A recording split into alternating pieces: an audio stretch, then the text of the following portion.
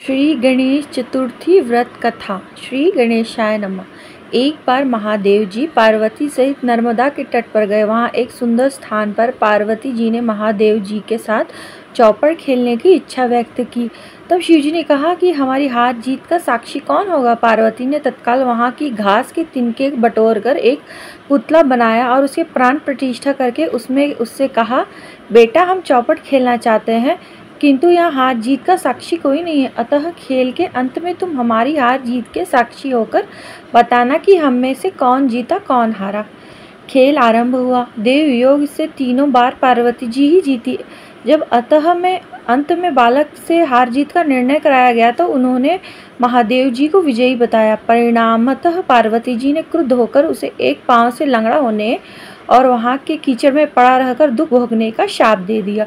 बालक ने विनम्रता पूर्वक कहा, माँ मुझे अज्ञानवश ऐसा हो गया, मैंने किसी कुटिलता या द्वेष के कारण ऐसा नहीं किया, मुझे क्षमा करें तथा शाप से मुक्ति का उपाय बताएं। तब ममता रूपी माँ को उस पर दया आ गई और वे बोली, यहाँ नाग कन्याएं गणेश पूजन करने आएंगी, उनके उपदेश से तुम गणेश व्रत करके मुझे प्राप्त करोगे। इतना कहकर वे कैलाश पर्वत पर चली गईं।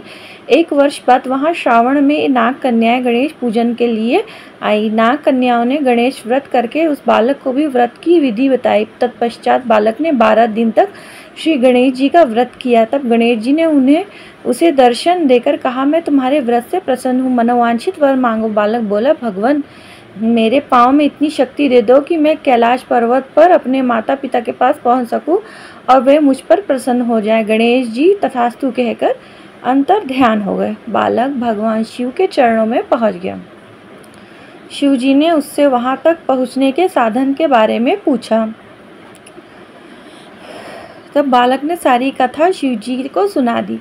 उधर उसी दिन से अप्रसन्न होकर पार्वती शिव जी से भी विमुख हो गई थी।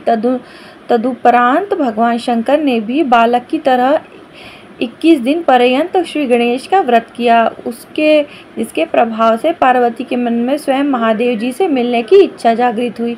वे शीघ्र ही कैलाश पर्वत पर आ पहुंची। वहां पहुंचकर पार्वती जी ने शिव जी से कहा, भगवान आपने ऐसा कौन सा उपाय किया जिसके फलस्वरूप मैं आपसे पास भागी भागी आ गई हूँ। शिव जी ने गणेश व्रत का इतिहास उनसे कह दिया। तब पार्वती जी ने अपने पुत्र कार्तिकेय से मिलने की इच्छा से 21 दिन पर्यंत 21 की संख्या में दुर्वा पुष्प तथा लड्डू से गणेश जी का पूजन किया। 21वें दिन कार्तिकेय स्वयं ही पार्वती जी से मिलने आ गए। उन्होंने भी माँ के मुख में व्रत का महात्म्य सुनकर व्रत किया। कार्तिकेय ने यह व्रत विश्वामित्र जी को बताया। विश्वामित्र जी ने व्रत करके गणेश जी से जन्म से मुक्त होकर ब्रह्म ऋषि होने का वर मांगा।